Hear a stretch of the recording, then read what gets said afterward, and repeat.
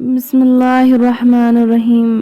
شروع کرتی ہوں اللہ کے پاک نام سے جو بڑا ہی مہربان اور نہایت ہی رحم کرنے والا ہے۔ ناظرین، زندگی میں ہر شخص تمہیں تمہارا خیر خواہ نہیں ملے گا۔ جہاں لوگ تمہارے ہنر کو تالیوں سے سراہیں گے، وہیں کچھ لوگ تمہارے ہنر کو میلا بھی کریں گے۔ یہ بات ہمیشہ یاد رکھ، ہر شخص تمہیں ایک جیسا نہیں ملے گا۔ کوئی تمہاری ذرا سی بات پہ تمہیں چھوڑ کر آگے بڑھ جائے گا اور کوئی تمہارے ساتھ ہی رکا رہے گا۔ کوئی تمہاری کامیابی کے موقع پہ تمہیں حسد کی نگاہ سے دیکھے گا اور کوئی تمہاری بلندیوں پہ رشک کرے گا اور کوئی تمہیں ساری کائنات کے سامنے سارے عیبوں سمیت بے پردہ کر دے گا اور کوئی ان سبھی عیبوں کو سمیٹ کر تمہیں اپنی آغوش میں چھپا لے گا۔ یاد رکھیے، تمہارا واسطہ ہر قسم کے انسان سے پڑے گا، یہ تمہارا نصیب ہے، لیکن فیصلہ اللہ نے تمہیں دیا ہے۔ یہ اب تم پر ہے کہ تم خود کو کن لوگوں کے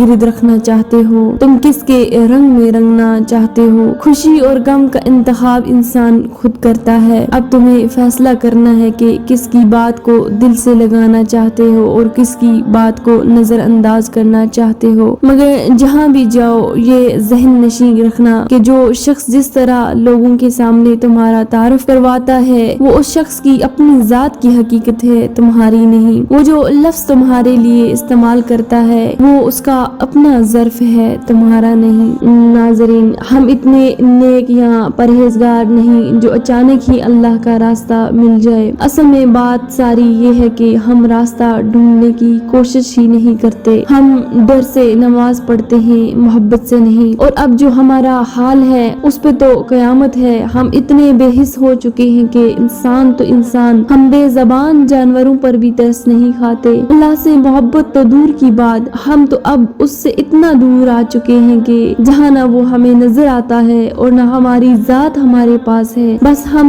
بہت کھو گئے ہیں۔ ہمارے گناہ اتنے بڑھ گئے ہیں کہ اب ہمیں گناہ بھی گناہ محسوس نہیں ہوتا۔ یہی دل دہلا دینے والی بات ہے کہ کہاں ہے اللہ، کہاں ہیں ہم، کہاں اب ہم اس لائق ہیں کہ اشرف المخلوقات کہلائے جا سکیں۔ ہاں، ہمارے پاس بس ایک یہ لوجک ہے کہ اللہ معاف کر دے گا، بے شک وہ معاف کر دیتا ہے، لیکن خدا کا واسطہ اپنی طرف بھی تو دیکھو، خود کو بھی تو بدلو۔ کب تک یوں ہی ہم بھٹکتے رہیں گے، کب تک یوں ہی تڑپ تڑپ کر مرتے رہیں گے؟ کیا جب وہ ہم سے اشرف المخلوقات کا رتبہ چھین لے گا تب ہم انسان بنیں گے، یا ہماری بندگی سے منہ پھیر لے گا تب ہم سدھریں گے؟ وہ رحم تب ہی کرے گا جب ہم خود پر رحم کریں گے، وہ راستہ تب ہی دکھائے گا جب ہم اسے ڈھونڈیں گے۔ پیارے دوستو، جب اللہ سے محبت ہو جاتی ہے نا تو اس کی رحمت سے انسان انکار کبھی نہیں کرتا۔ پھر تو دل کرتا ہے کہ یہ نہ ہوا کوئی بات نہیں، پھر سے کوشش کرتے ہیں، اگلی دفعہ ہو جائے گا۔ یہ دعا قبول نہیں ہوئی تو پھر کیا ہوا؟ جب تک وہ چاہتا ہے جب تک اس کے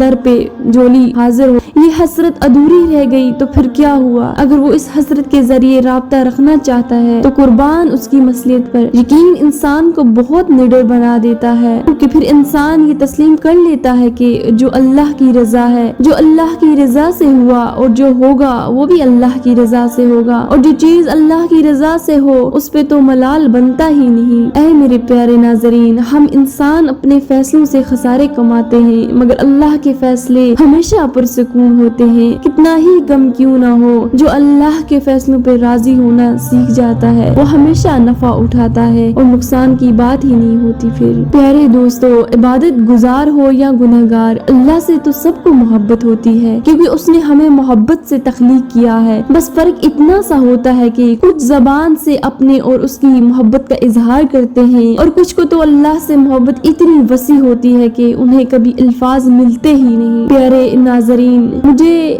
لفظوں سے بچپن سے عشق ہے مگر جب میں اللہ کے سامنے روبرو جاتی ہوں تو میرے سبھی الفاظ دم توڑ دیتے ہیں۔ پھر میں خود سے سوال کرتی ہوں کہ ایسا کون سا الفاظ ہے جس سے میں اس کی محبت کا شکر ادا کر سکوں؟ میں تو ساری کائنات کے لفظ بھی اکٹھے کر لوں تب بھی اس کی محبت کا حق ادا نہ कर सकूंगी। गलतियां तो सब करते हैं, नाफरमानी भी सब करते हैं, गुनाह भी सब करते हैं, मगर मोहब्बत अपनी जगह है और उस पे तो मोहब्बत तमाम है। उसके सिवा कोई इबादत के लायक नहीं, वो अकेला है, उसका कोई शरीक नहीं। कहाँ हम सब की मोहब्बत और कहाँ उस वाहिद की मोहब्बत। देखी उसकी मोहब्बत का तो कोई मुकाबला ही नहीं और उसका नाम लेना हम सब का हक है। ये हक हमसे कोई नहीं छीन सकता।